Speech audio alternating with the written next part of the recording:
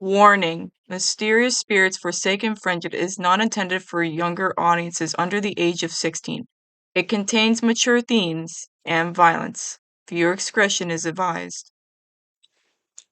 Mysterious Spirits Forsaken Friendship, Chapter 4, New Faces. The dark clouds are getting more darker in the scarlet sky as the chaos continues. Feeling better after the talk they had, Husk and Angel both decided to head back to the hotel. They kept on walking till all of a sudden they both hear a loud sound of a vicious roar and the sound of a woman's scream. Angel just immediately pauses. He turns to look towards the left. His eyes widen with worry. "Did you hear that?" Angel Dust asks. "Sure did. Now let's keep going," Husk suggests. Husk always preferred to be left alone. He never likes to dilly-dally or get involved with others. Husk cares for Angel Dust, but he doesn't like to get in the middle of things, especially when it comes to helping others. "Husk, we have to help her," Angel Dust suggests. Angel is always willing to lift a hand for others in need. He never wants to see others suffer. If Angel was willing to help him, then why not help others out too? Husk turns towards him with a grunt. "The only thing we have to do is get back to the hotel. You see the look of those clouds?" Husk points up at the clouds. "I don't like the look of those clouds, and I just hate getting my fur and feathers burnt by acid rain." "Husk!" Angel Dust steps closer with appreciation. Angel Dust was just about to continue, but before he could speak again, they both see someone leap out from the shadows. They both turned behind themselves to see a woman dressed in a long black sparkly nightgown and long black raven hair. They both recognized it as the new Queen of Hell, Nyx. "Did you two hear that scream?" she asked with a smile on her face. Nyx used to be up in the heavens with her beloved ones. She was well admired and cared for. Nyx used to be so sweet, caring, and shy until one day all that changed when she met Lucifer. She and Lucifer both fell in love with one another. "We sure did," Angel Dust replied. "So, what are we gonna do about it?" Nix asked. "Oh no," Husk moans with irritation. "Not you too. We don't even know her." Nix steps towards him with a smile on her face and she puffs out her chest.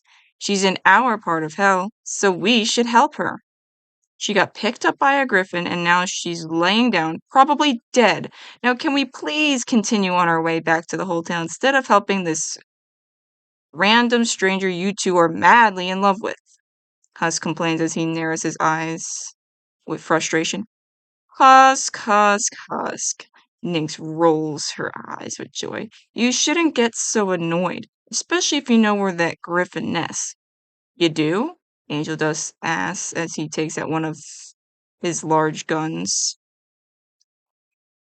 "Of course. It's right this way." Nynx's wings suddenly came out and she flies up in the air with Angel Dust following from behind. "Come on, Husk!" Angel Dust yells.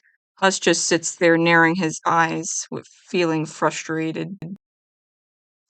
The birds continued singing as the beautiful blue sky is still showing. "Are we there yet? Are we there yet? Are we there yet?" Molly continues asking with excitement. Molly always dreamed of seeing heaven ever since she was a little demon. She always heard just how beautiful it is, and now she finally gets her wish to see it. "If we weren't there a few seconds ago, then what do you think?" Soren continues walking in front of them with narrowed eyes. "Oh, I'm so sorry. You sound annoyed. I'm just so excited to finally meet your heavenly angels and see more of heaven," Molly said. "Yeah, whatever," Soren answers back.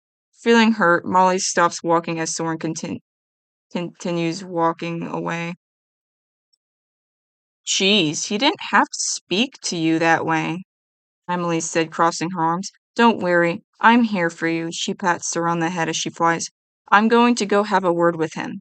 He shouldn't speak to you like that." Emily flies away. Molly sighs with sadness. She finally gets to see heaven, but all she ever wanted was to be with the angels and for them to love her too. Why couldn't Soren just do the same? Don't worry, Molly. Annabelle steps in and rests one of her hands on Molly's shoulder. He's always like that with others he doesn't know, but he's really sweet once you get to know him. He gently hugs her for a few seconds. So not all angels are like him? Molly begins to smile at Annabelle. Oh no, we're all different. Annabelle smiles back. Do you want some water, by the way? There's plenty enough to go around. Annabelle enters inside the Seraphim building as Molly follows behind her. Oh, no, thank you, Molly responds. Oh, I'm so excited. Molly takes a cupcake from the table and eats it. Do you think Alari will be there? And Molly asks, who? Annabelle suddenly freezes, feeling heartbroken. She remembers all the wonderful time she had spent with Alari. She always made time for her and her friends and loved her and her family with care until that one evening when she and her friends all found Alari laying down on the ground dead. Alari? I thought I mentioned her earlier, Molly asked. Do you know her? What's wrong? Molly asked with concern, seeing Annabelle was frozen with hurt. Yeah, yeah, yes, I know her. Just then, Annabelle's eyes begin to water as she spent on speaking. She, she died a long time ago. Isn't that normal for all people to die? She should be with you, right? Molly asked. I don't know, but she was shot in the forehead by a hunter a long time ago, and no one's ever seen her since that tragedy. We all thought she would be here, but I guess since she's sending us notes now, we all know she's alright, but she's never returned to heaven. So we all still hurt for her family, Annabelle said as her eyes teared. Molly remembers how she and Alari first met when a portal to hell was open only enough for her to see and speak to anyone. She remembers when Alari was walking right by her, and the two began to compromise a lot, but that was just the last time they have spoken since. That moment soon ended when they hear Soren's voice calling them. Hey, what's taking you two so long?